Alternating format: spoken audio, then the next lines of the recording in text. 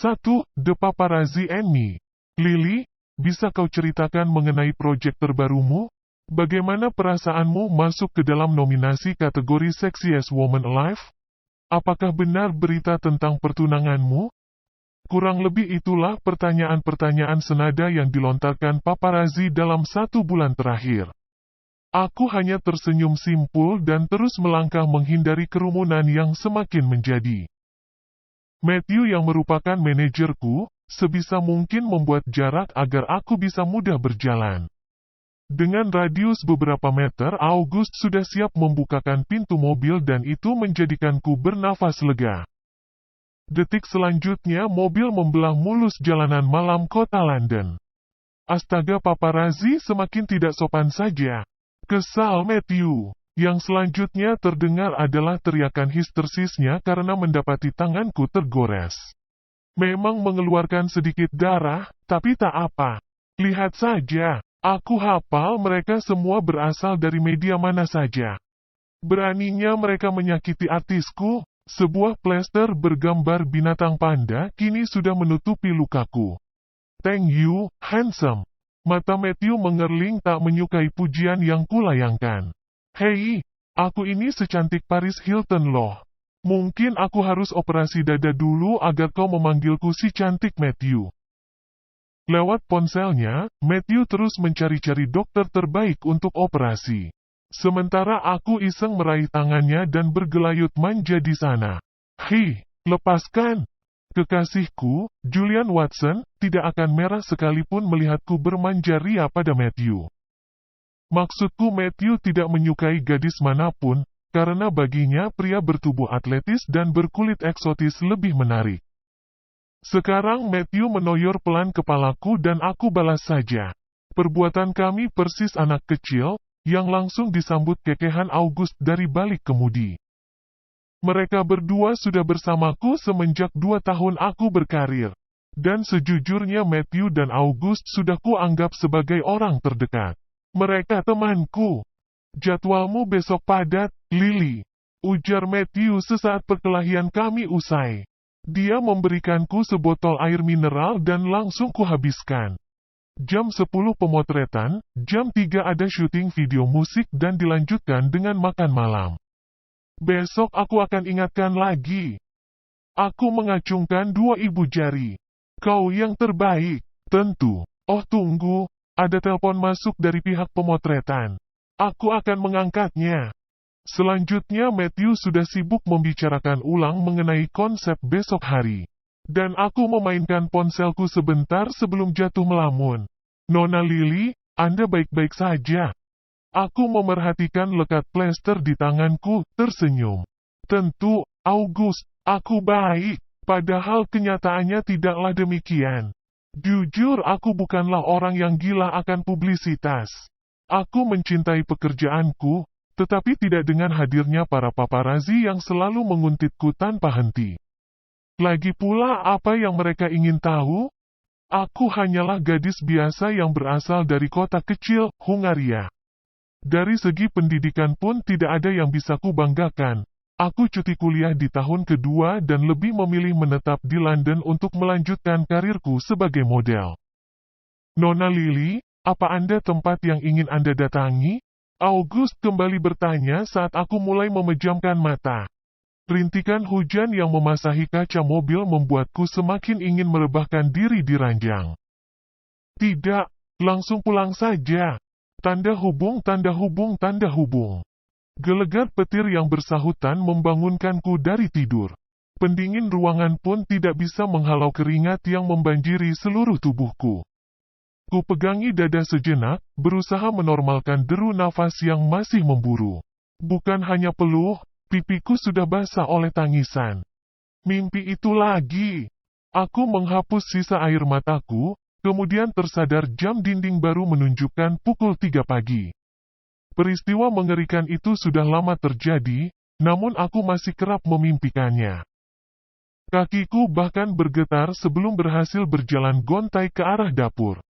Tidak ada makan di malam hari, sayang. Ingat, karirmu lebih penting dibandingkan 1 cup mie instan. I love you. Begitulah kalimat yang tertera pada sticky notes di pintu kulkas. Aku harap itu hanya lelucon, akan tetapi aku tidak menemukan apapun di setiap kabinet dapur. Kekasihku memang tahu aku sering menyelinap makan di tengah malam. Tidakkah tindakannya terasa berlebihan? Tuh, Julian, aku akan marah padamu 1 minggu penuh. Sesudah mengirimi Julian pesan guna menunjukkan kekesalanku, aku beranjak menuju balkon. Aku harap pepatah makan angin dapat berfungsi dan membuat rasa laparku teratasi. Oh, sekarang aku benar-benar terdengar seperti orang bodoh. Kimono tipis yang ku kenakan langsung berhembus begitu ku geser pintu balkon. Bau tanah sisa hujan semalam masih melekat. Lampu kota yang menerangi lengangnya jalan membuatku semakin menikmati semuanya secara keseluruhan.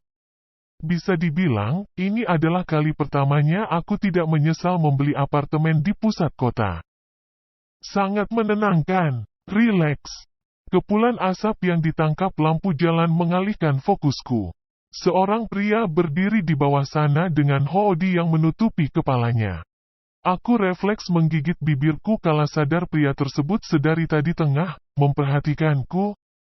Mengapa juga dia menyeringai? Tunggu, untuk apa dia melakukan itu padaku? Apakah ini termasuk pelecehan? Belum usai aku dengan berbagai pikiran burukku, tiba-tiba orang asing tersebut menginjak puntung rokoknya sebelum Range Rovernya. Dalam sepersekian detik dia menghilang di balik kegelapan, menyisakan diriku yang mematung bersama dering ponselku yang berbunyi keras. Baby, 1 minggu terlalu lama. Suara Julian boleh saja memecahkan ketakutanku, tapi seringaian pria misterius itu membekas. Seringaian yang dingin dan mendebarkan. Tanda hubung, tanda hubung, tanda hubung. Dinner bersama agensiku baru saja berakhir. Sekarang disinilah aku, terduduk sendiri di sebuah restoran Prancis menanti kedatangan Julian. Bahkan aku sengaja menyuruh Matthew pulang lebih awal karena Julianlah yang memaksaku demikian. Ah ya, siang ini August mengundurkan diri secara mendadak.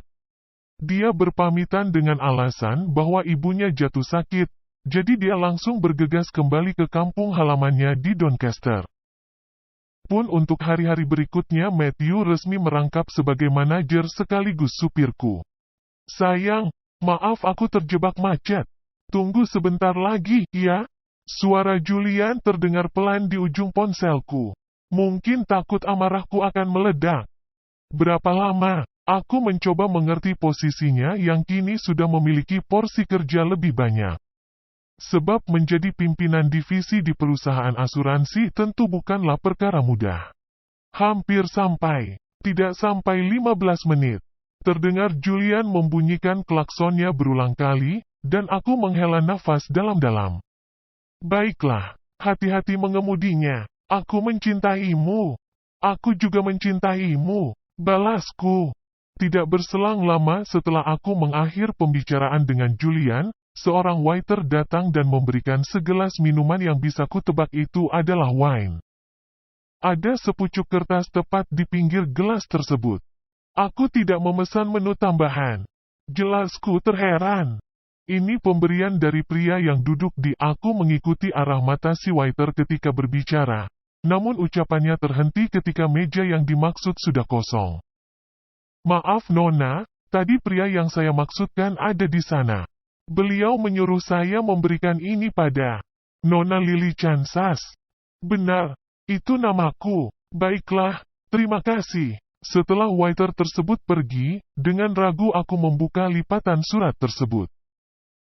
Lily, kau adalah wanita tercantik yang pernah aku lihat. Tapi kau tahu, aku lebih suka jika mata indahmu tertutup selamanya. Tubuhku seketika melemas. Ku mohon tidak lagi. Tidak dengan teror lagi. Ini gila, bahkan di tempat umum seperti ini peneror tersebut tak segan menunjukkan niatannya. Kakiku limbung saat mencoba berjalan.